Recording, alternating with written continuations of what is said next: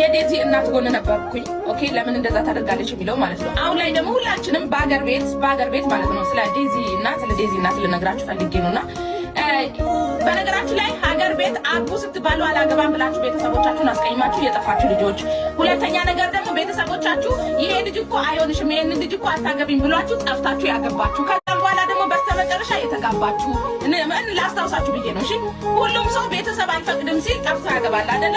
ከዛ ምንም ይሁን ምን ሰው ሲወልድ ይገናኛል። አንዳንድ ጊዜ ማለት ነው በቁስላቸው ላይ አትረማመዱ። የሰው ቁስል ላይ አትረማመዱ። ነግበን የሚባል ነገሮች አሉ።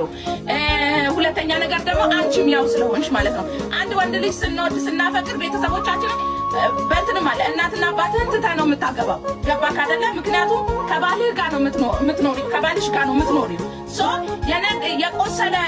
የቆሰለ ነገርን አትነካኩት። እሺ አታገናኙ።